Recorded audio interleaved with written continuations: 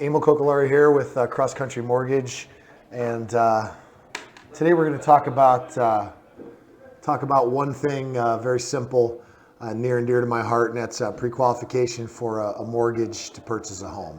That is the bulk of what I do. Been doing it for 19 years. I help people buy homes. It's a great place to be, and it's a good feeling when I get somebody their keys for them, which is really nice. So. Everybody out there, they're didn't always own a house, right? Everybody sat there at one point in time and said, "I want to buy my own home for whatever reason." Be it I want to move out of my parents' house, or I'm sick of paying my landlord's mortgage for him and getting no equity in there. Or, it's time, right? I want my own place, my own thing, and you want to have that pride of ownership, which of course everybody does. So, what do you do with that, right? Just having an idea doesn't get it done, right? Wishing that it happens can be confusing to actually make it happen. So I'm here to maybe dispel some of the little myths out there, and hopefully make it easier for you to make a decision, and to show you that you might very well be able to buy a house that you didn't know you could afford. Okay, I get people all the time that call me up and say, "Hey, Emil, I'd like to buy a house, but it's probably going to be another year," and I always ask them why. It's the first question. And they tell me some convoluted reason because somebody told them so, basically, is the answer, right? And that's not necessarily always true. So what's the first thing you do? So your first inclination might be to go on Realtor.com or Zillow or something and start shopping, which is fine. You get an idea what's out there in the market. But, you're going to most likely speak to a realtor first. Okay, and what's a realtor going to do? They're going to ask you for a pre-qualification letter. Okay, realtors are busy and they want to make sure that you're properly qualified to purchase a home. What is a pre-qualification letter? It's a letter from a lending institution that basically states that we have done our homework and our due diligence, and we have established enough information as being true and accurate that we can reasonably say that this person is qualified for a loan up to this amount. Okay, and that amount's going to vary based on a lot of different factors. So typically what they'll do is they're going to point you in the direction of a bank, right? They're going to point you at me or somebody like me, right? So what I want to do then is explain to you what happens in those circumstances. So when you call me, I'm going to ask you a lot of questions. They're going to be simple questions, but they're going to be questions that make sense.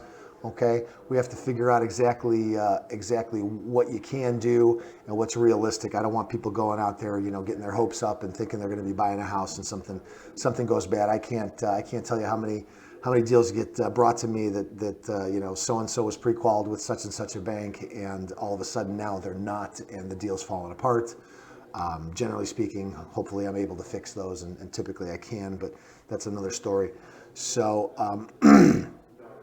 When you call somebody like me, you're going to want to prepare for the call. Okay. First of all, it's going to be very important to ascertain what kind of income you have and how much it is, right? So if you are an hourly employee, we're going to use 40 hours. That's it. Okay. If you get overtime, we have to use an average of overtime over a period of 2 years. So if you haven't worked at your job for 2 years, but worked in a similar field and also got overtime from that previous job, as long as I can show, year-end pay stubs, that sort of thing, it's going to show total overtime, right, year to date. So we can take an average and we can get that for you. But generally speaking, 40 hours times X amount per hour is how we generally pre-qual, because that's the most conservative and safest way to do so. If somebody wants to push the envelope and buy a little bit more house, then we have to dig a little deeper in the finances, make sure that's going to be possible. As I said before, it's always my goal, and hopefully most people in my position's goal, to make sure that the pre-quals are as true and accurate as possible, so there's no disappointments. Nobody likes nasty surprises. I know I don't. So, W-2 income, that's very easy to prove. You have to have a full-time job.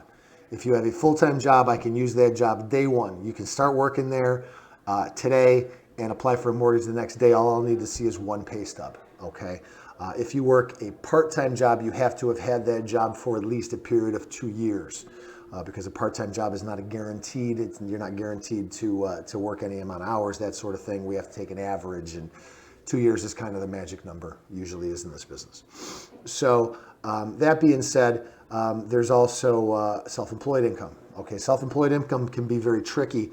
Most people tend to write off a lot of stuff as expenses, and they don't show the government everything, and God bless them, that's their right to do so. But they're hurting themselves from the mortgage standpoint simply because you can't call something an expense or a loss and then actually call it income at the same time. So if you're showing 20 grand on your tax return, you made 20 grand last year, and sorry to break it to you, you're not getting a house or not much of one, right? Because you don't have a lot of income on paper. That being said, there are programs out there. There's bank statement programs. There's 1099 programs. There's some interesting stuff that's geared around self-employed people that is very specific to them. Okay, so that's maybe a conversation for another day on the specifics, but it is very important to know your particulars. And if you are going to call somebody about pre-qualifying, try and have a copy of your tax return handy. It answers a lot of questions right there up front, right? Just to see exactly what you have, and then we can put that to bed. And then also we're going to need to find out what kind of down payment you want, right? Are you putting 3% down, which is the true minimum? I can't tell you how many people. I have a lady who just called me the other day. I just pre-qualified for a house, and she said, well, I'm putting down 20%. And again, the first question I always ask people is why? And she says, well, I thought I had to. And that's one of the most common answers I've ever heard. That's, this is not the 70s. You don't have to put down 20% to qualify for a loan. The minimum is 3%. A lot of people want to avoid PMI, that's private mortgage insurance. Long story short, it's an insurance policy. It's an additional portion of a payment that protects against your default. Okay, so if you put less than 20% down on a conventional loan, you will have mortgage insurance. However, in a lot of circumstances, having MI is preferable to putting down 20%. Right? Cash is king, and where's your money best served? If you have to put 20, or you really want to, of course you put down 20, but you only have to put down 3 based on the products, and then again we can discuss the options going forward with that. But it's a lot more attainable to come up with 3% than it is to come up with 20%, and that's where half the people out there think that there's no way I'm getting a house. You scratch up $5,000, you can buy a house. Okay, a decent house, $150,000 house.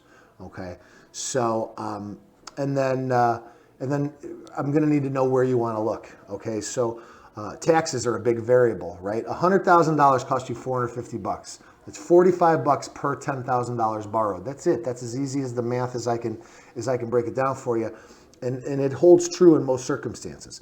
Okay, it's always going to be right around there.